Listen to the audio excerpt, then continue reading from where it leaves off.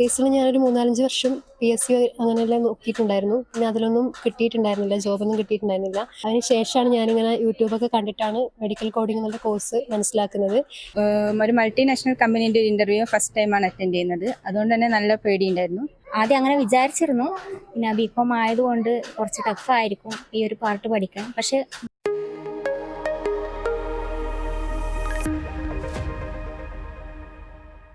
Hi, Keralam ഇന്ന് നേരിടുന്ന വലിയൊരു പ്രശ്നമാണ് തൊഴിലില്ലായ്മ ഉള്ളത്. ഡിഗ്രി കഴിഞ്ഞിട്ടും ജോലി കിട്ടാത്ത കുറേ ആൾക്കാർ നമ്മുടെ ഇടയിലുണ്ട്. പക്ഷെ ഇന്ന് നമ്മുടെ കൂടെ ഉള്ളത് നമ്മുടെ 3 മാസം മെഡിക്കൽ കോഡിംഗ് കോഴ്സ് കഴിഞ്ഞിട്ട് ജോലി കയറി കുറച്ച് ആൾക്കാരാണ് നമ്മുടെ കൂടെ ഉള്ളത്. നമുക്ക് അവരുടെ വിശേഷങ്ങൾ ചോദിച്ചറിയാം. എൻ്റെ പേര് സാരംഗി, വീട് കണ്ണൂരാണ്. ഞാൻ ബികോം ഡിഗ്രിയാണ് പഠിച്ചത്. ഞാൻ റീസെൻ്റ്ലി ക്ലാരസിൽ കോയമ്പത്തൂർ പ്ലേസ്ഡ് ആയിട്ടുണ്ട്.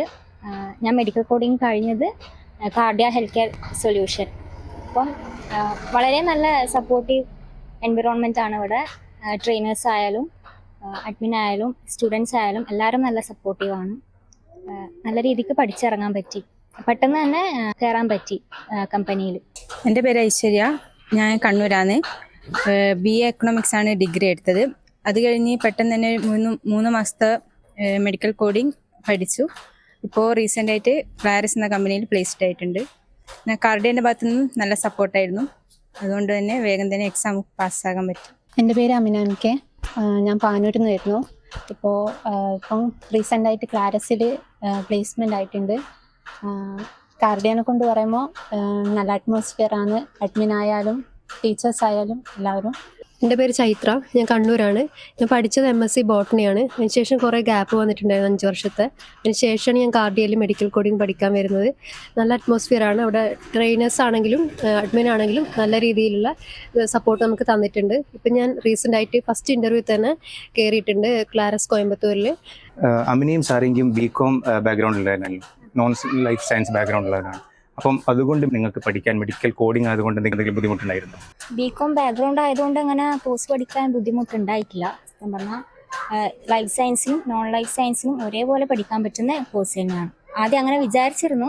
പിന്നെ ബികോം ആയതുകൊണ്ട് കുറച്ച് ടഫായിരിക്കും ഈ ഒരു പാർട്ട് പഠിക്കാൻ. പക്ഷെ ബുദ്ധിമുട്ടുണ്ടായില്ല. കൺസിസ്റ്റൻസി നമുക്ക് ക്യാച്ച് ചെയ്യാൻ പറ്റുന്നതേ ഉള്ളൂ, കുഴപ്പമില്ല.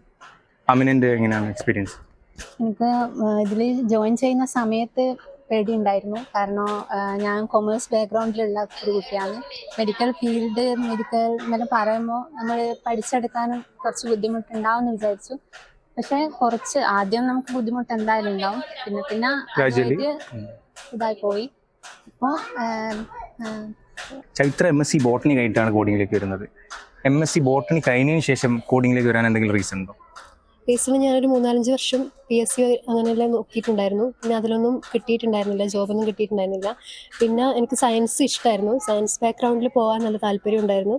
അതിനുശേഷമാണ് ഞാനിങ്ങനെ യൂട്യൂബൊക്കെ കണ്ടിട്ടാണ് മെഡിക്കൽ കോഡിംഗ് എന്നുള്ള കോഴ്സ് മനസ്സിലാക്കുന്നത്. പിന്നെ മെഡിക്കൽ ഫീൽഡ് എന്ന് പറയുമ്പോൾ ഈസിലി ഗ്രോയിങ് ആയിട്ടുള്ളൊരു ഫീൽഡാണ്. അതുപോലെ തന്നെ ഒരുപാട് ജോബ് ഓപ്പർച്യൂണിറ്റീസ് വരുന്നുണ്ട്. പിന്നെ പുതിയ പുതിയ കമ്പനീസൊക്കെ ലോഞ്ച് ആവുന്നുണ്ട്. അതുകൊണ്ട് നല്ല ഒരു കരിയർ ഡെവലപ്പ് ചെയ്യാൻ പറ്റുന്ന നല്ലൊരു ഫീൽഡായിട്ട് തോന്നി. അതുകൊണ്ടാണ് ഞാൻ സെലക്ട് ചെയ്തത്. ഐശ്വര്യയുടെ ഇന്റർവ്യൂ എങ്ങനെ ഉണ്ടായിരുന്നു? ഇൻ്റർവ്യൂ ഒരു മൾട്ടിനാഷണൽ കമ്പനീൻ്റെ ഒരു ഇൻ്റർവ്യൂ ഫസ്റ്റ് ടൈമാണ് അറ്റൻഡ് ചെയ്യുന്നത്. അതുകൊണ്ട് തന്നെ നല്ല പേടിയുണ്ടായിരുന്നു. പക്ഷേ കാർഡിയൻ്റെ സപ്പോർട്ടും എല്ലാം കാരണം ഇൻ്റർവ്യൂ നല്ലോണം അറ്റൻഡ് ചെയ്യാൻ പറ്റി. ഫസ്റ്റ് ഇൻ്റർവ്യൂ തന്നെ പ്ലേസ്ഡ് ആകാനും സാധിച്ചു. ഇപ്പോൾ ഒരുപാട് പേര് കരിയർ ബ്രേക്ക് ആയിട്ട് അതേപോലെ ജോലി കിട്ടാത്ത ആൾക്കാരുണ്ട്. അവരോടൊക്കെ നിങ്ങൾക്ക് എന്താണ് പറയാനുള്ളത്? ഇപ്പം നിങ്ങൾ റീസെൻ്റായിട്ട് ജോലി കയറി, അപ്പം നിങ്ങൾക്ക് എന്താണ് പറയാനുള്ളത്? നമുക്ക് ഒരു ഡിഗ്രി മാത്രം ഉണ്ടെങ്കിൽ ചൂസ് ചെയ്യാൻ പറ്റുന്ന ഏറ്റവും നല്ല ജോബ് തന്നെയാണ് ഇത്.